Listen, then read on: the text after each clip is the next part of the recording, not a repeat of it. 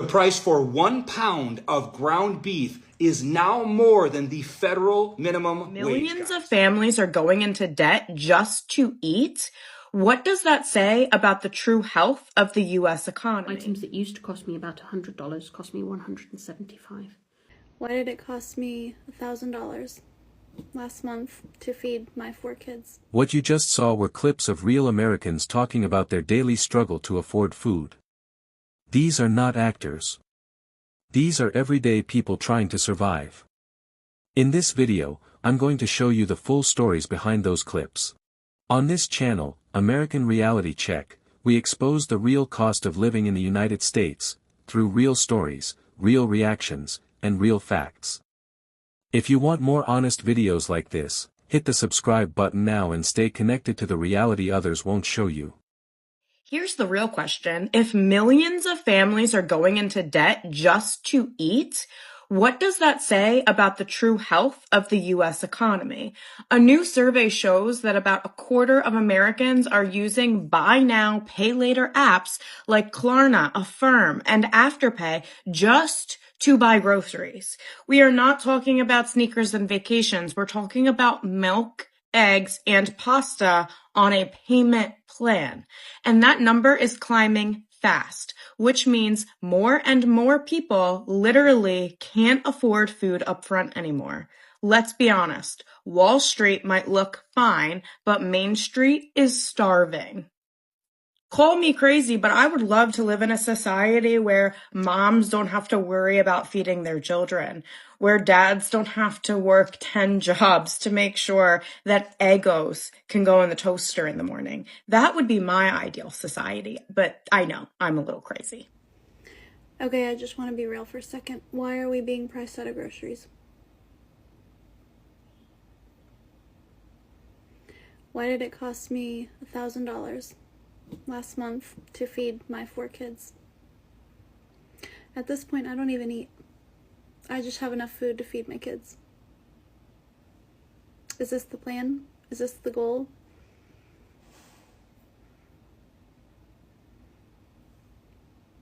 In what world is this okay? Pricing the American people out of being able to buy groceries for their family. I mean, what happens next? This is sick. I don't get it. What's the end goal? We starve. The price for 1 pound of ground beef is now more than the federal minimum wage, guys. How crazy is this? And like, how far are they going to let these grocery prices get before they realize that regular people can just not afford this crap? Like, right now, let's do a comparison. Let's use like a couple big chains at where I live. I'm on the West Coast. So we've got like Albertsons, we've got Vons, we've got Stater Brothers, which I think is kind of like a West Coast thing. All of those are about twice the price of an Aldi, a Walmart, a Winco, a Safeco, or a Heb, or like a Food for Less if you have that. So I will tell you that of all the places that I'm shopping right now, Aldi happens to be my favorite. And no, they don't have everything. And Aldi is like the great value brand at Walmart. That's all they have in the whole store is the Aldi brand. So there's not as much selection, but I like a lot of the stuff that they have there. So I did a price comparison out here. Stater Brothers, which is down the street from me, has amazing butcher department. The meat department is great. So I went and bought my weekly groceries there, $240. Next week, compared it, same level of groceries, $117 at Aldi. So it's completely insane. I think these big chains like Albertsons, Vons, Staters are going to have major financial problems in the future because you can't keep charging people double for what they can literally get across the street and have people keep paying it.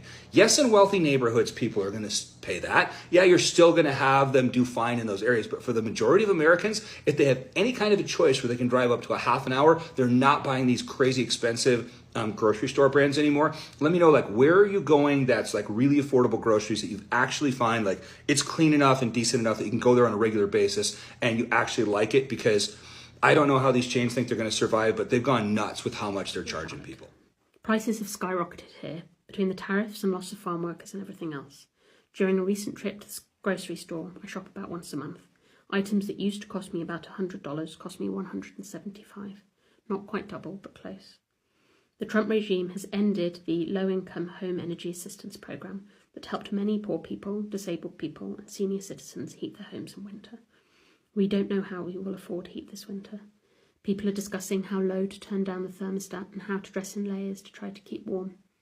People are planning to block off bedrooms with heavy sheets of plastic and just heat living rooms and kitchens to save money. The whole family can sleep on the living room floor. They're sharing tips like take bubble wrap over your windows and make sure you wear a hat indoors, even to bed, because you lose a lot of body heat through your head. A friend of mine who was on the verge of homelessness was evicted from her apartment because she could not pay the rent. She is now living in a tent in the desert in New Mexico. She figures she's going to die there.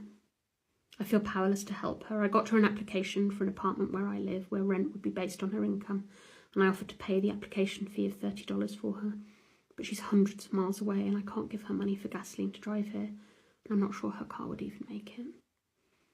I know it feels to her like no one cares, and I know many people care. People around the world care, but that's not going to be enough to save many of us. It's hard not to despair. I try to look at the bigger picture. My friend may not be saved, I may not be saved, but the future may be saved. We may help to save it, even if we ourselves are lost. I'm making chili today and baking bread. The chili has more onions and canned tomatoes and broth and less meat, so it's cheap.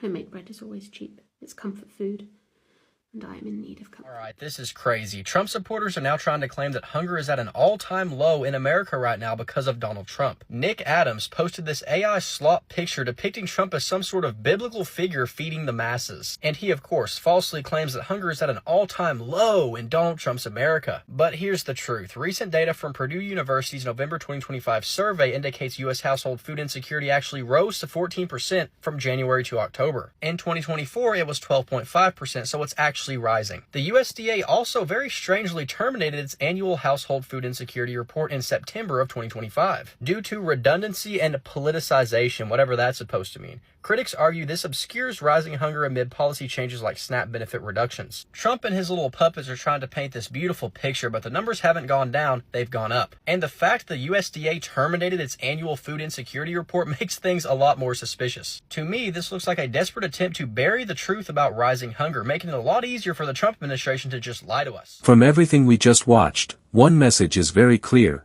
the cost of groceries in America has reached a crisis level. These people are not lazy. Many of them work full-time jobs. Some work more than one job, yet still struggle to afford basic items like milk, bread, eggs, and meat. People are buying less food, skipping meals, and even choosing between groceries and rent. What used to be normal shopping has now become a painful and stressful experience for millions of families. Now the big question is, why is this happening? Why are grocery prices in America increasing so fast, and why does it feel like it's getting worse every year? Here is why. Eggs, milk, bread, ground beef, butter. Prices at the grocery store are going up, especially for people who spend a large amount of their income on food. So a little price shock can have huge effects. Grocery prices that usually go up 1 or 2% a year have started jumping to more like 13% a year. Prices are going up yet again. Sticker shock on store shelves. You probably don't need to be reminded. Now, of course, everyone's blaming COVID and broader inflation, and while those are a part of the explanation, there's actually something bigger going on here. I mean, check this out. Food companies are bringing in record profits. CEOs of those companies are making way more just in the last few years, and shareholders are getting huge payouts. So, what is going on here?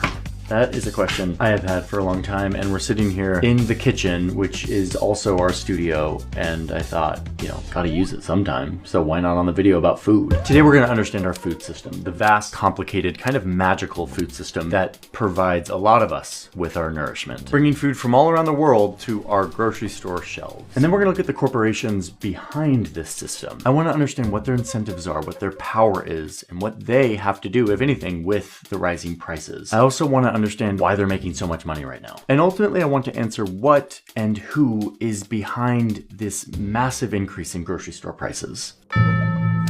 About 8,000 years ago, in what today is Syria and Iraq, You could find humans doing something that was pretty unique for the time. They're growing food, and in fact more food than they actually needed, and then started trading it with other people who had more than they needed. Now this was new. If there was one group who lived near a salt mine and another group who grew wheat, they would both make a surplus, they would swap their goods, and both would be better off. A super basic idea that changed everything. Humans started doing this at a more and more massive scale, crossing seas and deserts, building empires to move goods, to share tools, to spread ideas. And the collective human focus became, how do we do this better, bigger? We invented technology to improve it. We fought wars over it. We created money and companies and laws, entire systems just to trade more stuff with more people. Trade was changing the world. And a lot of the history of our world is the history of trade. It's what spread ideas and technology and flavors around the globe. Arabic math and Chinese inventions, tomatoes arriving to Italy, chilies arriving to Asia, corn to Africa. Coffee arrives to Europe in like the 1500s and blows everyone's minds, contributes to a whole revolution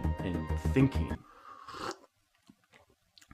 Good coffee, guys. But despite all of this global trade and improvement in connecting the world and bringing flavors everywhere, food still remained quite expensive. You still had to work really hard just to feed yourself and your family. Agriculture and food preparation required immense physical labor, involving entire households in the effort to produce sufficient calories to survive. Hey, your grocery bill just went up 8%. Your restaurant meal costs 5% more, and construction projects are stalling. Do you want to know why? Yes, the PPI report came out higher than expected, and that explains part of why our prices are going up so much, but it doesn't tell the whole story. A brand new study out just this week shows that while tariffs are one culprit, there's another huge reason prices are surging so badly. The paper's title, Warning Signs of the Economic Harms from Deportations. It shows that exactly what economists said was going to happen is happening. Let's start with food prices, which we know are going crazy. Fresh vegetables are up 8% annually. Meat prices jumped almost 8% too. Restaurant meals are up over 5%. Why? Not just tariffs. It's because we lost 155,000 farm workers in just the last 4 months.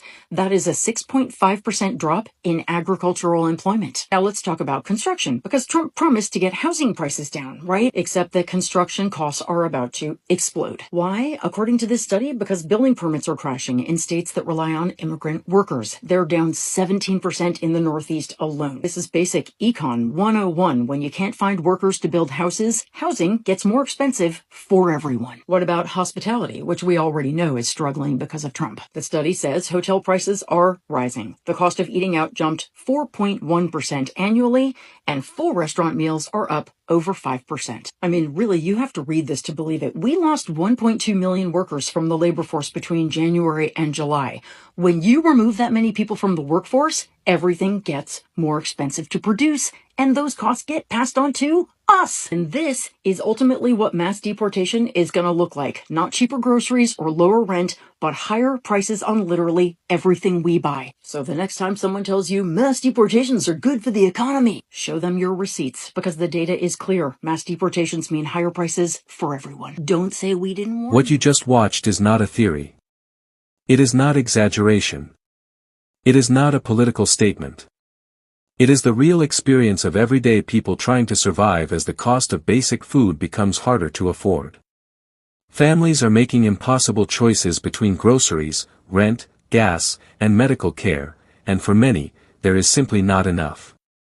This is the reality for millions of Americans right now. And until it changes, we will continue to show it. If this video opened your eyes, stay connected with this channel. American Reality Check is here to give a voice to real people and real struggles. Subscribe, turn on notifications, and join the conversation. Because the more we see the truth, the harder it is to ignore it.